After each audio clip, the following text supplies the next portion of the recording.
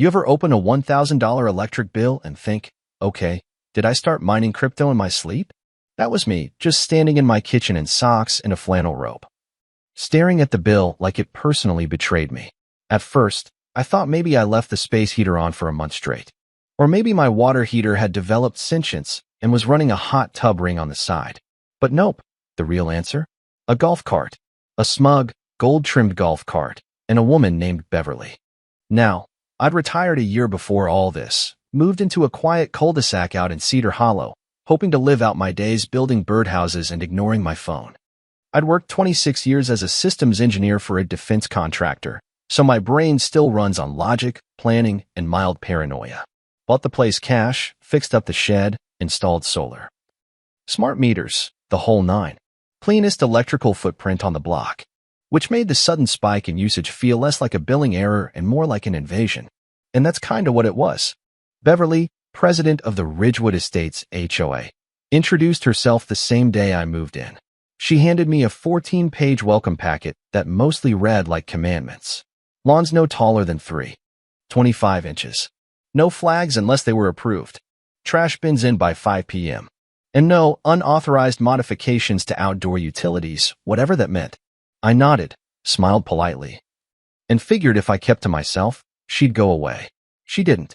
In fact, within 2 weeks, I got written up 3 times. Once for my garage trim being eggshell instead of cloud white.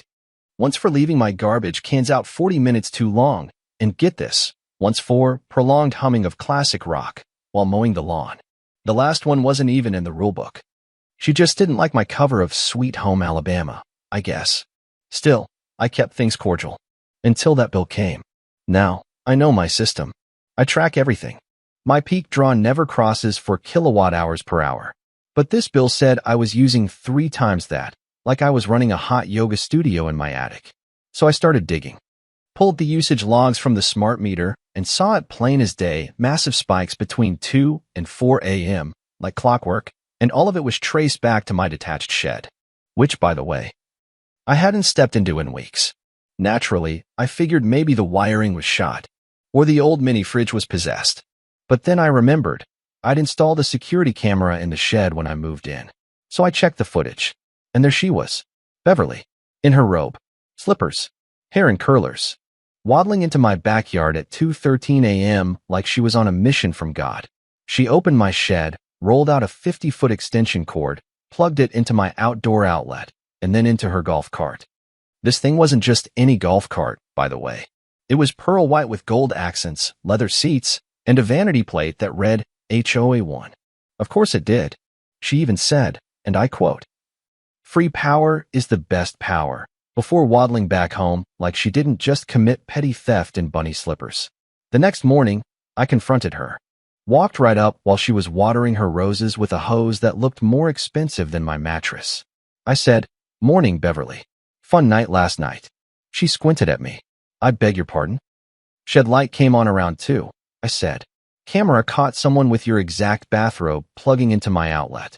That ring any bells?" She paused, just for a split second, then snapped. "That's not your outlet. It's community access. We share per HOA Resolution 7.4. It's on the side of my shed, Beverly." She lifted her chin like royalty. "Well, maybe if you weren't so stingy with your electricity, people wouldn't have to get creative. I swear to you." She acted like I was the unreasonable one for not wanting to power her damn neighborhood limo. I didn't yell. I didn't lose my cool. But I did smile and say, "Got it. Thanks for clearing that up." An hour later, I got an email from the HOA. Subject, harassment complaint. According to Beverly, I'd confronted her with threatening language and made her feel unsafe on her own property. The letter warned me not to speak to her again unless another board member was present.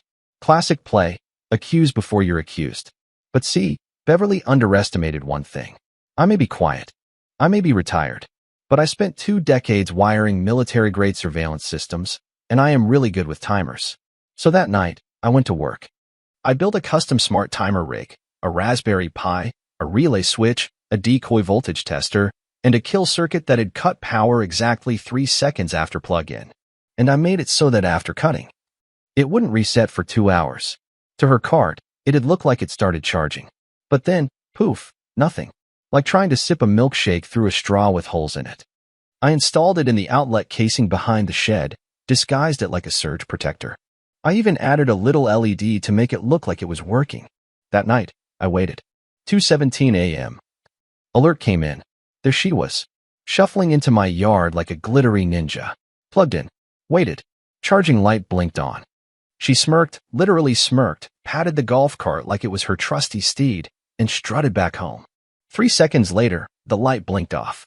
The next morning, she climbed in, turned the key. And nothing. Cart was dead. She frowned. Tried again. Still dead. Then she went back inside and came out with a handyman. I watched from my porch as he tested the outlet with a voltmeter. Scratched his head, plugged in a drill. It spun up fine. Cart. Still dead. She looked straight at my house, scowled, and stormed back inside. That night, she came back. Same time, same routine. Same result. By day 4, she was visibly losing it. Her robe was wrinkled, her hair unkempt. She brought a clipboard and an inspector from the board, a guy named Carl with elbow patches and a Bluetooth headset. They poked around the shed like they were performing a forensic audit. Carl muttered something about intermittent discharge irregularities. Beverly pointed at my house with the fury of a Shakespeare villain. Later that day, another email hit my inbox. Subject: tampering with shared utilities. This one accused me of deliberately impeding essential charging infrastructure. They threatened to fine me $75 a day unless I removed unauthorized circuitry. I laughed out loud. Then I sent the entire email chain and footage to a lawyer buddy of mine, Trent, from college. He called me back and said, "Dude, you've got the petty HOA version of a rogue empire. You need to go full Emperor Palpatine on them." So I did. Next version of the timer? Remote controlled. I could turn it off and on from my phone. Even better, I programmed a fake charging cycle into the cart's indicator, using a pulse relay that synced with the LED so it looked like it was charging for hours. But it wasn't pulling a single amp. By the time Beverly noticed, it was too late. Her cart would crawl halfway down the block, then die like a wounded gazelle. One morning, I watched her try to push it back home in flip-flops, muttering profanities under her breath. Another day, she brought out a printed photo as evidence and tried to present it at the board meeting. It was just a blurry image of her cable sagging. "Look. Voltage drop," she cried. Someone whispered, "That's just a SAD cord," and half the room laughed. Then came the final straw. She tried to sabotage my panel. 2:30 a.m., gloves, flashlight, bolt cutters. She crouched next to my shed and clipped the line. Thing is, that panel? Fake. Just a decoy I installed during a renovation. It sparked, all right, but it didn't cut power to anything. And it tripped a second camera. I printed the footage, took it to Trent, and by noon she had a restraining order on her doorstep. 2 days later, a full audit of the HOA was underway. Beverly had added dozens of emergency amendments over the years without ever holding a proper vote. She'd fine people for wind chimes, for lawn chairs. One guy got fined $50 for having a gnome that suggested religious bias. I'm not even kidding. The board voted her out in a landslide, reimbursed thousands in bogus fines, and passed a new bylaw that let residents recall board members with a simple majority vote. They called it, unironically, the Beverly Clause. That was 3 months ago. Beverly's golf cart? Still parked in her driveway, flat tires, cobwebs on the bumper. Her lawn? Overgrown. A kid mowed LOL into it with a weed whacker, and no one's touched it since. As for me, I got asked to help digitize the new bylaws. Even taught Carl how to use Google Sheets. He still double-clicks like he's afraid it'll break the internet. Every now and then I walk past that dusty old shed, look at the outlet, and chuckle. It's still rigged, just in case. There's even a little sign now, charging station, 3 seconds of justice. Let me ask you this. If someone kept stealing from you, night after night, and got away with it because they made the rules, what would you do? Would you play by their game? Or would you rewrite the circuit? Drop a comment below. I want to know, ever had a neighbor like Beverly? Ever dealt with a power-hungry HOA? Let's talk revenge, justice, and whether 3 seconds of electricity is sometimes all it takes to short out an empire.